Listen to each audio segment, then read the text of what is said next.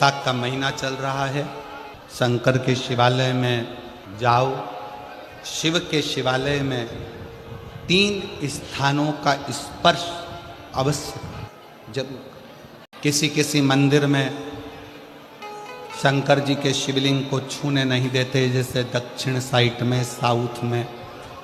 तो अपने ही घर में जो शिवलिंग है उसके 3 स्थानों का स्पर्श अवश्य समझिए। पहला, शंकर भगवान के जहाँ से जल बहता है उस स्थान में, ये जलाधारी है, जल बहता है, ये शिवलिंग है। यहाँ से जो पानी नीचे की ओर जाता है उस स्थान का स्पर्श अवश्य। दूसरा, शिवलिंग का जो गोल भाग है उस गोल भाग में कहीं पर भी अपनी हथेली का स्पर्श अवश्य। तीसरा, शंकर भगवान के शिवलिंग का जो ऊपर का भाग है वहाँ अपने अस्त्र का स्पर्श अवश्य कर। तीनों स्थान पर ब्रह्मा, विष्णु और महेश का स्मरण करते हुए जब बैसाख महीने में आप शंकर भगवान को जल समर्पित करें। शिव जी को जब बैसाख के महीने में जल दिया जाए तो दोनों हाथ से अंजलि में कलश रखकर शंकर भगवान की अपने हाथ की अंजलि में जल रखकर शिव जी को जल अवश्य समर्पित करें। बैसाख महीने में अपने घर में जो गमला, तुम्हारे घर के अंदर बगीचा नहीं होना तो काय का भी गमला हो, मिट्टी भरी हुई गमला है, अगर छोटा सा भी गमला हो ना तो उस गमले में 7 महीने में एक बार उसी मिट्टी को उठाकर ऐसा शिवलिंग जैसी आकृति बना लो, वहीं पे जलाधारी बना लो और उसी पर थोड़ा सा जल 3 बार आचमन जैसा छोटा छोटा सा चुल्लू में लेकर जल भी अगर शिव को समर्पित कर दिया, कुछ चढ़ाओ ना चढ़ाओ, थोड़ा सा जल भी अगर आपने दे दिया और वापिस उसी शिवलिंग को उसी गमले में विसर्जन कर दिया, उसी गमले में पानी डालकर ठंडा कर दिया, विसर्जन कर दिया, तो भी वो शिवलिंग आपकी आय और आयु दोनों को बढ़ाने का कार्य करता है। 7 महीने में पार्थिव शिवलिंग के निर्माण का, और उसमें एक बात कही गई कि जब संसार का मनुष्य, मृत्यु लोक में रहने वाला मानव, मृत्यु लोक में रहने वाला मनुष्य मिट्टी के शिवलिंग का निर्माण करता है, पार्थिव शिवलिंग का निर्माण करता है, और जिस घर में पार्थिव शिवलिंग का निर्माण होकर उसकी पूजन होती है, घर का सदस्य उस पर अगर एक बूंद जल समर्पित कर देता है तो जितने घर के सदस्य होते हैं उस पार्थिव शिवलिंग के निर्माण को करने वाले होते हैं, पूजन करने वाले होते हैं, उनको 6 महीने तक किसी बड़ी बाधाओं को झेलना नहीं पड़ता, वो दुख अपने आप हट जाता है। एक नियम बना लो बैसाख महीने से। शाक्त महत्म में ये वर्णन किया कि पार्थिव शिवलिंग के निर्माण का, और उसमें एक बात कही गई कि जब संसार का मनुष्य, मृत्यु लोक में रहने वाला मानव, मृत्यु लोक में रहने वाला मनुष्य मिट्टी के शिवलिंग का निर्माण करता है, पार्थिव शिवलिंग का निर्माण करता है, और जिस घर में पार्थिव शिवलिंग का निर्माण होकर उसकी पूजन होती है, घर का सदस्य उस पर अगर एक बूंद जल समर्पित कर देता है तो जितने घर के सदस्य होते हैं उस पार्थिव शिवलिंग के निर्माण को करने वाले होते हैं, पूजन करने वाले होते हैं, उनको 6 महीने तक किसी बड़ी बाधाओं को झेलना नहीं पड़ता, वो दुख अपने आप हट जाता है। पार्थिव शिवलिंग का निर्माण बैसाख महीने महत्म में ये वर्णन किया कि एक बेलपत्र का वृक्ष हो या पीपल का वृक्ष हो या तुलसी का पौधा हो या आंवले का वृक्ष हो या बट वृक्ष हो, उस वृक्ष के नीचे बैसाख के महीने में जो जल समर्पित करा जाता है उस जल की पुण्याई इतनी प्रबल हो जाती है कि व्यक्ति के जीवन में जितना पाप कर्म करा होता है वो सब निष्फल हो जाता है, वो सब समाप्त हो जाता है। क्यों महत्व है बैसाख महीने का? स्कंद पुराण में बैसाख महत्तम कहा गया, शिव महापुराण में भी बैसाख के महत्व का वर्णन किया गया, अग्नि पुराण में भी बैसाख का महत्व दर्शाया। कितना, क्यों इतना महत्व है? जिसको माधव मास भी कहते हैं, बैसाख को केवल बैसाख मास में माधव मास भी कहा जाता है। कितना महत्व उसका, कितना, क्योंकि सतयुग, त्रेता, द्वापर और कलियुग, ये 4 युग जो है इसमें सतयुग, त्रेता, द्वापर और कली, उसमें जो त्रेता युग है उसका जो प्रारंभ हुआ था वो यही बैसाख के महीने से प्रारंभ हुआ था, माधव मास से प्रारंभ हुआ। और इस पवित्र मास में कुर्मा अवतार, हयग्रीव अवतार, नरसिंह अवतार, नरनारायण अवतार, परशुराम अवतार, गंगा अवतार, ये सारे अवतार भगवान नारायण ने, भगवान विष्णु ने, मेरे शंकर भगवान ने सरम्भेश्वर अवतार, ओमकार अवतार, मल्लिकार्जुन अवतार, भीमाशंकर अवतार मेरे शिव ने इसी बैसाख के महीने में प्राप्त किया।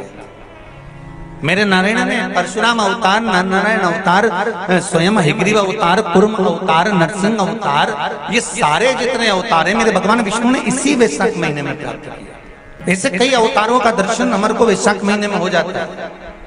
और उसी बैसाख महीने की मात्र एक शिवरात्रि का स्मरण कर लेना, मात्र एक शिवरात्रि के दिन भगवान शंकर पर एक लोटा जल समर्पित कर देना, मात्र शिवरात्रि के दिन भगवान शिव की आराधना कर लेना या शंकर का भजन कर लेना, स्मरण कर लेना, शंकर को बेलपत्री का प्राप्त किया गया जल प्रदान कर देना, उसकी क्या महत्ता हो। बैसाख के महीने में पीपल के वृक्ष के नीचे, बेलपत्री के वृक्ष के नीचे, तुलसी के पौधे के नीचे, आंवले के नीचे, बट वृक्ष के नीचे, शमी वृक्ष के नीचे जल चढ़ाने का महत्व हमारे यहाँ बैसाख शिवरात्रि शिव महापुराण में मिलता है। और जल की महत्वता क्या है महाराज? जैसे देवराज ने भगवान शंकर के मंदिर में पहुंचकर मात्र कुछ देर की शिव महापुराण की कथा सुनकर बेलपत्री के वृक्ष के नीचे अपने प्राणों को त्यागा, तो शिव के ही धाम पर चला गया, शंकर के धाम। बैसाख का महीना अगर किसी को एक गिलास पानी भी पिलाने का मौका मिल जाए ना, तो समझ लेना कि तुमने गंगा जी की 100 डुबकी लगाई। ब्रह्मलोक में है भगवान विष्णु, वैकुंठ लोक में है मेरा देवाधिदेव महादेव, इस भूमंडल पर है साक्षात मेरा शंकर पृथ्वी पर विराजमान है। तो एक लोटा जल लेकर जब शंकर जी को हम चढ़ाते हैं तो हमारे दिल की बात शंकर हृदय में रखकर हमारी कामना पूर्ण कर ही देते हैं। ये शिव चित्त है। ये बैसाख का महीना चल रहा है। बैसाख के महीने में मिट्टी के पात्र में जल रखा जाता है और मिट्टी के पात्र का जल शिव जी को समर्पित किया जाता है। बैसाख चरित्र स्कंद पुराण में उठाकर पढ़ना कि आखिर मिट्टी के पात्र का जल बैसाख के महीने में शंकर को क्यों चढ़ाया जाता है। अगर मिट्टी का पात्र भी नहीं हो, तुम्हारे घर में मटका हो, सुरई हो, वो भी नहीं हो, तो एक दिए में मिट्टी के पानी भर लो और वो पानी तांबे के कलश के अंदर जो पानी है उसमें मिला लो। पर मिट्टी का जल शिव जी को क्यों चढ़ाया जाता है? स्कंद पुराण के अंदर बैसाख महत्व में लिखा कि जो अधोगति में मर गया होता है, अचानक मर गया होता है, एक्सीडेंट में मर गया होता है, उसकी जीने की और तमन्ना थी, अचानक कोई बीमारी लग गई और मर गया, कोई बड़ी बीमारी लगने के कारण चला गया, उसको बहुत कुछ करना था पर मर गया, उसके लिए बैसाख महीने में शंकर भगवान को जब हम मिट्टी के पात्र का जल समर्पित करते हैं तो वो जीव तड़पता नहीं है, कहीं भटकता नहीं है। उसको गया में पितरों में मिलाया कि नहीं मिलाया, बद्र विशाल में ब्रह्म का पाली करी कि नहीं करी, कभी पिंडदान, कभी तर्पण, तिलांजलि हुई कि नहीं हुई, पर मिट्टी के पात्र का जल बैसाख महीने में शिव जी को चढ़ाया जाता है तो वो जीव कहीं पर भी हो उसकी मुक्ति हो जाती है, उसका मोक्ष हो जाता है। भले एक दिए, अगर आपके पास मिट्टी का मटका नहीं है, आपके पास मटका नहीं, सुराई नहीं, मटकी नहीं, मिट्टी का कोई पात्र नहीं, कोई तारवा नहीं, तो आप दिए के अंदर भी जल भरकर उसको तांबे के लोटे में मिलाकर शिव जी को चढ़ा सकते हो बैसाख महीने में।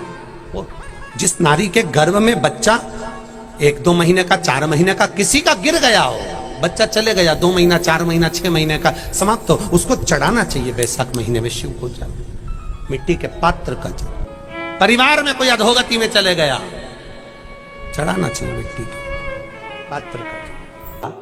बेल का जो फल होता है, बेलपत्री का फल, उसका जैसे गुर्दा, उसके अंदर का जो भाग होता है बेल का, वो गुर्दा, उसको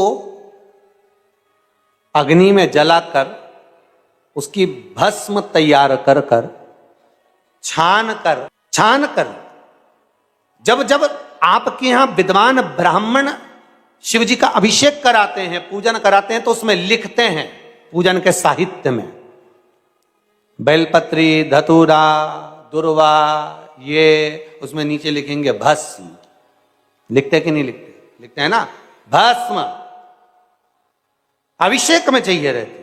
तब उस भस्म का थोड़ा सा भी भाग आप अगर शिव को समर्पित कर रहे हो तो ये जान लें कि शंकर मनवांछित फल प्रदान कर रहे हैं, शिव फल प्रदान। महाराज बेलपत्री के वृक्ष के नीचे बैठकर हाथ में एक बेलपत्र का पत्ता रखकर आप पंचाक्षर मंत्र नमः शिवाय, ओम नमः शिवाय या श्री शिवाय नमस्तुभ्यम या महामृत्युंजय मंत्र का स्मरण कर रहे हो, पर डंडी का भाग अपनी ओर, बेलपत्र की बीच वाली पत्ती का भाग बीच वाली उंगली की ओर रखकर अगर आप स्मरण कर रहे हैं और अपनी कामना कर कर बेलपत्री के वृक्ष के नीचे बैठकर उस पत्ते को सम्मुख रखकर बाबा से विनय कर कर एकांत में उस बेलपत्री के वृक्ष की छांव में, बेलपत्री के वृक्ष की छांव आप कामना कर कर उस पत्ते को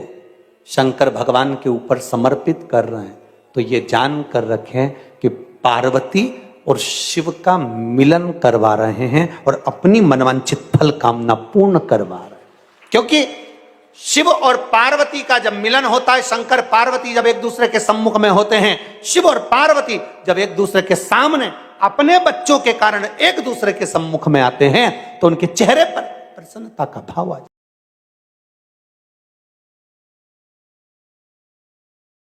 तो फल, मनवांचित फल की कामना आप जिस कामना के लिए कर रहे हैं, विवाह के लिए, नौकरी के लिए, सर्विस के लिए, व्यापार के लिए, रोग मुक्ति के लिए, आप जिस कामना से कर रहे हैं, बस उससे कहकर कभी सोमवार का दिन हो, क्योंकि शंकर जी को सोम प्रिय है, सोमवार का दिन, चंद्र का वार शिव जी को प्रिय, शिव जी को प्रिय है।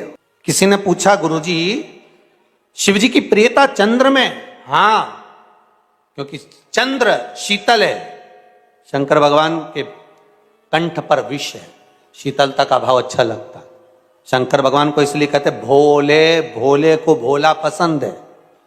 आप जितने भोले रहेंगे, दुनिया के लोग भले आपको मूर्ख कहें, पगला कहें, भोला कहें, पर आप शंकर के प्रिय हो। ज्यादा हमें चतुर नहीं बनना। क्या करें चतुर बन के? प्रियता है। बैसाख के महीने में मिट्टी के पात्र में जो रात्रि भर जल रखा हो, मिट्टी के पात्र में, अगर आपके पास में घड़ा हो, हंडा हो, नी हो, तो दिया हो, दीपक हो, कुल्लड़ हो, कोई भी तुम्हारे पास में जो मिट्टी का पात्र, उसमें जल भरना। वो जल बैसाख के महीने की किसी भी सोमवार के दिन, किसी भी सोमवार के दिन, बैसाख महीने या किसी प्रदोष के दिन या बैसाख महीने के शिवरात्रि के दिन, वो मिट्टी के पात्र का जल अपने घर के प्रत्येक व्यक्ति का स्पर्श कराकर उस मिट्टी के पात्र के जल को तांबे के पात्र में डाल लीजिए और घर के प्रत्येक व्यक्ति का स्पर्श करा लीजिए और शंकर भगवान पर कुंदकेश्वर महादेव के नाम से समर्पित करिए। कुंदकेश्वर महादेव। कभी जीवन में पीछे पलट कर देखने की जरूरत नहीं पड़ेगी, आप उन्नति की सीढ़ी की ओर बढ़ते चले जाओगे। बैसाख महीने में मिट्टी के पात्र का जल भगवान शंकर को समर्पित होना चाहिए। उसका सुख हमारे जीवन को एक आनंद फल प्रदान। जैसे कहते हैं ना,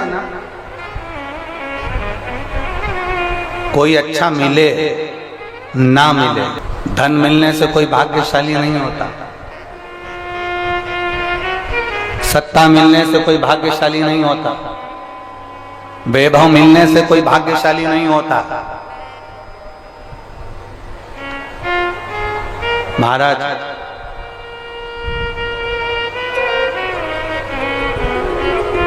धन मिलने से कोई भाग्यशाली नहीं होता, वैभव मिलने से कोई भाग्यशाली नहीं होता, सत्ता मिलने से कोई भाग्यशाली नहीं होता, बड़ा मकान मिल जाने से कोई भाग्यशाली नहीं होता। शिव महापुराण की कथा कहती है अगर दो सही मिल जाएं तो तुम्हारा जीवन सफल हो जाए। एक गुरु सही मिल जाए और दूसरी घरवाली सही मिल जाए तो तुम्हारी जिंदगी स्वर्ग।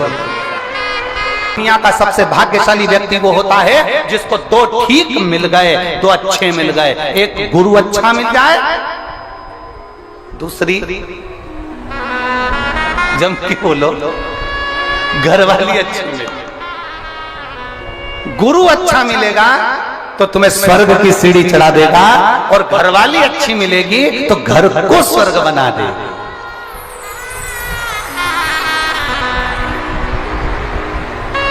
और इसमें से भी गुरु भले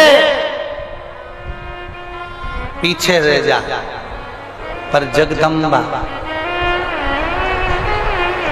बेटी अगर गलत मार्ग पर जा रही है, बच्चे अगर गलत मार्ग पर जा रहे हैं, घर का कोई सदस्य कहीं मदिरापान में, कहीं वेश्यावृत्ति में, कहीं जुए में, कहीं मांसाहार में, कहीं डब्बा में, कहीं आदि आदि गलत मार्ग पर पड़ रहा है, जुआ खेलने बैठा है, पत्ते खेलने बैठा है, कुछ गलत काम करने बैठ रहा है और तुमको थोड़ी सी भी भनक लग जाए, थोड़ी सी भी भनक लग जाए कि ये व्यक्ति गलत मार्ग पर जा रहा है, समझना। और समझना क्या, प्रयास करना उसको सत्संग तक ले जाना, उसको कहीं कथा तक, सत्संग तक, मंदिर तक, देवालय तक, शंकर के दरवाजे तक लेकर जाने का प्रयास। गलत मार्ग पर चलने वाला व्यक्ति अगर शंकर भगवान पर एक लोटा जल, मात्र थोड़ा सा इत्र डालकर, कोई भी इत्र जो तुम्हारे पास में हो वो डालकर, अगर इत्र भी ना मिले तो किसी फूल की पंखड़ी को डालकर शिव को समर्पित करने लगता है, महीना भर लगता है, उसका मार्ग विभाजन हो जाता है, गलत मार्ग से सतमार्ग की ओर चले जाते हैं। आप उसको शिव भक्ति में लगा दो, आप उसको शंकर की भक्ति में लगा दो, आप उसको शिव स्मरण में लगा दो, आप उसको शिव भक्ति की ओर लेकर चले जाए। जितने प्रयोग बताए जाते हैं, जितने यहाँ से उपाय बताए जाते हैं, ये उपाय, ये प्रयोग, ये सारे जो प्रयोग हैं, उपाय हैं, ये ध्यान देना, ये दूसरों से कराने के नहीं, अपन को खुद को करना पड़ते हैं। जो गलत मार्ग पर चल रहा है तो वो खुद करे। कई कई माताएं पूछती है गुरुजी महाराज छोरा तो कहीं नहीं करेगा, तो मैं कर लूं कहीं। तुम्हें ऐसी ऐसी बात लेके आते हो तो थोड़ा मन में आए कि अब छोरा तो शादी में नहीं करेगा, मैं कर लूं कहीं, ऐसी बात करो तो सोचना पड़ेगा। तुम खाओगे तुम्हारा पेट भराएगा, वो खाएगा, अरे बोलो तो, उसका पेट भराएगा। पेट जिसका दुख है गोली भी उसी को खाना है, कष्ट जिसको हो केवल आप बता दो कि ये गलत है, ये सही है, ये ऐसा है, वैसा है, फिर आगे उसको निभाना।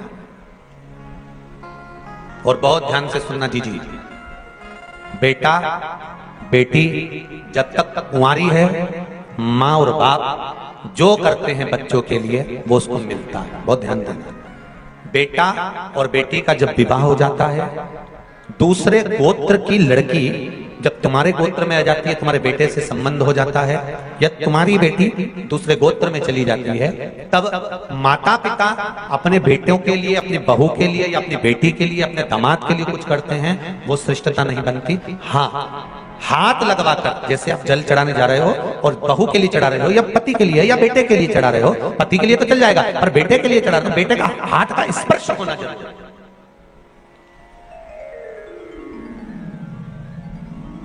या फिर बताकर करो। मैंने लिखा था कि गुरुजी वो मैंने बेटे के लिए पशुपति व्रत करा और मेरा काम नहीं हुआ, तो मैंने उस पत्र जब आया तो पत्र का जवाब लिखकर भेजा। आपने बेटे को बताया कि मैं तेरे इस काम के लिए पशुपति व्रत कर रही हूँ, पहले बेटे को बता कि मैं तेरे इस काम के लिए पशुपति व्रत कर रही हूँ, तो पहला सोमवार है, तू भले व्रत मत कर पर मेरे साथ थाली पकड़कर शंकर के मंदिर चल। अगर शंकर के मंदिर थाली पकड़कर भी नहीं चढ़े तो मंदिर के दरवाजे तो चल, एक बार उसके सामने तेरा मुंडा तो दिखा दे, क्योंकि इंटरव्यू देने जाए, एग्जाम तुम्हारा और दूसरे को बिठा दो, देन देंगे एग्जाम नहीं ना। तो जिसके लिए एग्जाम दिया जा रहा है, जिसका एग्जाम सामने खड़ा तो हो, तू चल मेरे साथ, ये चलकर मैं भगवान की पूजन करूंगी और तुम वहां खड़े रहना, बस इतना भी बहुत।